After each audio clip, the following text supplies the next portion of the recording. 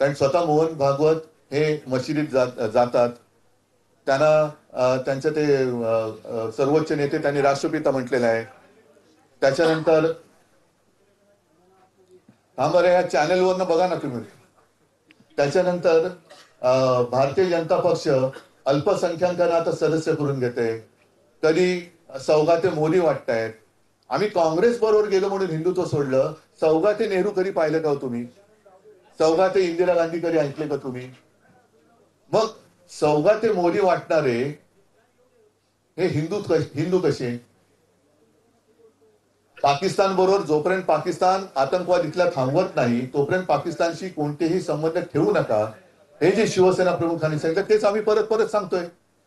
आणि तरी देखील म्हणजे हे भारतीय जनता पक्षानेच सांगितलं की पहलगाम मध्ये जो हल्ला झाला त्या हल्ल्यात धर्म विचारून गोळ्या घातल्या गेल्या. हिंदू असेल गोळी घातली, हिंदू असेल गोळी घातली. मग तुमच्या राज्यात हिंदू असुरक्षित आहेत आणि ज्यांनी हिंदूंना मारलं, ज्यांनी त्या अतिरेकी किंवा मारेकरी पाठवले होते त्या पाकिस्तान बरोबर तुम्ही क्रिकेट मॅच खेळू कशी शकता? बरं आम्ही काँग्रेस बरोबर गेलो म्हणून आम्ही हिंदुत्व सोडलं. मग तुम्ही चंद्राबाबू बरोबर गेलेले ते चंद्राबाबू हिंदुत्ववादी आहेत का? नितीश कुमार हिंदुत्ववादी आहेत का? भाजपचे मुस्लिम अल्पसंख्याक असेल सौगाते मोदी वाटतात. 32 लाख मुस्लिम लोकांना त्यांनी ती सौगात वाटली तरी भाजप हिंदुत्ववादी आहे. म्हणजे याचा अर्थ असा की भाजप जे करेल ते अमर प्रेम आणि इतरांनी केलं तर लव जिहाद. असं कसं काय होऊ शकतं?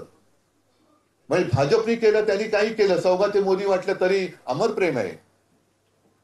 त्याच्यानंतर एका बाजूला तुम्ही सोफिया कुरेशी म्हणजे रक्षाबंधनाचा जो मी उल्लेख केला, बऱ्याला राखी बांधते की माझं रक्षण कर म्हणून. ती सोफिया कुरेशी महिला आपल्या देशाचं रक्षण करते. तिला हे निर्लज्ज भाजपवाले पाकिस्तान की बहन, आतंकवादियों की बहन म्हणतात.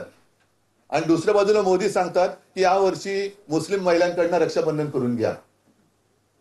मग नक्की तुमचं काय, भाजपचं काय, अमर प्रेम आहे का लव जिहाद आहे? हा प्रश्न विचारण्याची ताकद ही पत्रकार गमावून बसलेत का? का नाही विचारत? जर लोकमान्य टिळक इंग्रजांना प्रश्न विचारू शकत होते तर आपणच निवडून दिलेल्या, आता मतचोरी हा विषय मी आणत नाही, निवडून आलेत ना, मानलं बसलेत डोक्यावर. मग आपणच निवडून दिलेल्या सरकारला आपण प्रश्न विचारण्याचा अधिकार आपण गमावून बसलो आहोत का? आणि तो जर गमावून बसलो असू तर मग आपण पत्रकार म्हणून घेण्याच्या पात्रतेचे आहोत का? हा एकच प्रश्न आहे. बाकी बोलायला गेलं तर पुन्हा माझं भाषण इकडे होईल म्हणून मी जास्त काही लांबण लावत नाही. पण डोक्यामध्ये माझ्या ह्या काही गोष्टी आहेत आणि म्हणून मला असं वाटतं की निदान पत्रकारांनी निष्पक्षपातीपणाने दूध का दूध पाणी का पाणी हे आपलं कर्तव्य बजावलं पाहिजे. आणि आता जे काही एक अंधभक्त हा वर्ग जन्माला आलेला आहे त्या अंधभक्तांना दृष्टी देण्याचं काम ही करण्याची जबाबदारी ही तुमच्या सगळ्यांची आहे, आमच्या सकट.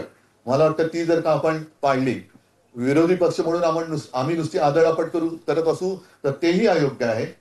कारण माझ्या आजोबा नेहमी सांगायचे की टीका अशी झाली पाहिजे की त्यांनी ओरबाडायचं नाही, तर ज्याच्यावरती टीका करतोय त्याला नेमकं कळलं पाहिजे की त्याचं काय चुकलंय. नुसतं रक्तबांबाळ करणं हे टीका करायचं काम नाही. त्याला कळलं पाहिजे की अरे हे माझं चुकलंय, हे चुकलंय माझं. म्हणजे दोन्हीकडे ते एक हे पाहिजे नीतिमत्ता, की एक सांगण्याचं धाडस पाहिजे योग्य ते, आणि दुसरं सांगितलेलं ऍक्सेप्ट करून सुधारण्याची सुद्धा एक वृत्ती पाहिजे ज्याच्यावर टीका केली जाते त्याच्याबद्दल. तर हे असं साधारणतः माझं एक मत आहे. मी जास्त आणखीन पुढे जात नाही. तुमचे प्रश्न विचारा, मी उत्तर द्यायचं